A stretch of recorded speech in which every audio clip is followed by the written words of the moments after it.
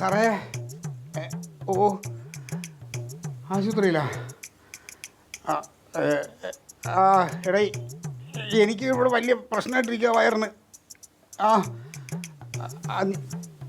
അവ ഇവിടുന്ന് അലുവ കഴിച്ച്. ഓ അതിന് ശേഷമാണോ? അല്ല എനിക്കും അത് അതിന് ശേഷം തന്നെ എൻ്റെ വയറ് പ്രശ്നം. അത് എൻ്റെ അളിയൻ കോഴിക്കോട് നടന്ന കൊണ്ടുവന്നതാ പുല്ല്. ഇവിടെ വേദനയുണ്ട്. ഓ നീ ഒരു കാര്യം ചെയ്യുക, അതിൻ്റെ അടുത്തൊരു പെട്ട് എനിക്കിവിടെ ബുക്ക് ചെയ്തോ, ഞാനിപ്പോൾ അങ്ങെത്താം. ഓ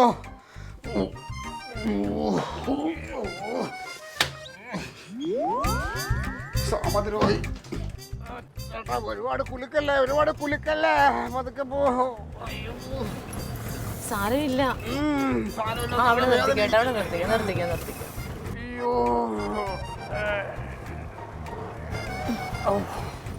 പതുക്കെ ഇറങ്ങ്, പതുക്കെ.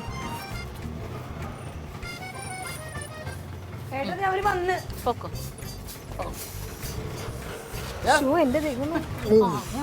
പോയിടി. ആണോ? നെറി വേണം, തീറ്റിക്ക് നെറി വേണം. അതുകൊണ്ടായി ഇപ്പൊ എങ്ങനെയുണ്ടെന്നിട്ട്? വൻകുടലും ചെറുകുടലും കൂടെ പുറത്ത് വരാനുള്ളൂ. അയ്യോ ഞാൻ ചെല്ലുമ്പോഴത്തേനും വയ്യ. പിന്നെ മറ്റേ ട്രിപ്പൊക്കെ ഇട്ട് കൊറേ നേരം. എന്താ നിന്റേതാണ് കഴിച്ചിട്ടാണോ ചേച്ചി? അല്ലാതെ വേറൊന്നും കഴിച്ചില്ല. കഴിച്ചതല്ലേ അത്? എന്താണാവോ? അലുവ കഴിക്കണം. 2 കൈ ഉണ്ടെങ്കിൽ 4 കൈ കൊണ്ട് തിന്നാൻ. അലുവ, വട, നെയ്യപ്പം, ചിക്കൻ. എന്തോന്നിത് അമ്മ ഇത് അതിന് അലുവ കഴിച്ചിട്ടാന്നേ. അലുവ കഴിച്ചിട്ടാ? ഞങ്ങളൊക്കെ കഴിച്ചല്ലോ. നീ കഴിച്ച? നീ എല്ലാരും കഴിച്ചു. ഇതെന്ത് ഇങ്ങനെ?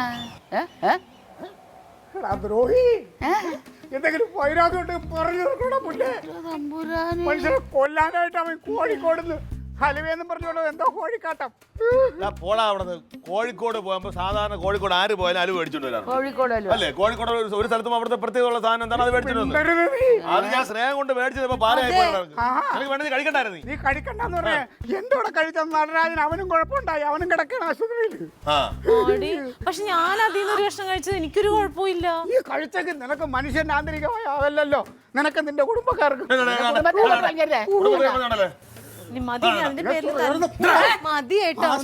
അനുഭവിച്ച ഇനിമയൊന്നും എന്റെ വയറ് കഴിവി എന്റെ ഇഴപാട് തീർന്നു. ഞാനാണ് അനുഭവിച്ചത്. വയറല്ല, എന്റെ മനസ്സാണ് കഴിവേണ്ടിയിരുന്നത്. മനസ്സ്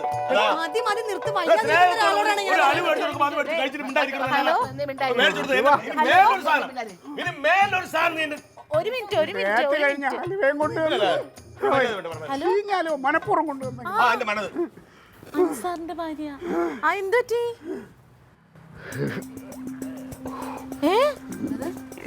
അൻസാറിന് വയ്യേ? ആഹാ അതായിരുന്നോ? ഓ ശരി ശരി ശരി. ഓ അതിന്റെ പേരിൽ ഇപ്പൊ വെട്ടിക്കുത്തി ചത്തേനെ ഇപ്പൊ ഇവിടെ എല്ലാരും. ഓ ശരി ശരി. കൊള്ളാം. അൻസാറിനും വയറിളക്കോ ഛർദിലും. ഇല്ല, നടരാജനും അൻസാർ അലുവ കഴിച്ചില്ല. നിങ്ങൾ 3 കൂടി ഏതോ കടയിൽ നിന്ന് കുലുക്കി സർബത്ത് കുടിച്ചിടർക്കാ.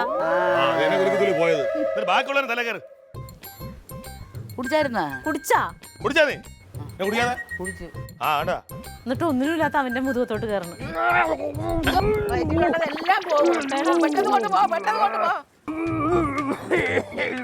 ഓട് ഓട് ഓട്. കട്ടൻ ചായയിൽ ഇച്ചിരി നാരങ്ങ പിഴിഞ്ഞു കൊടുക്കും.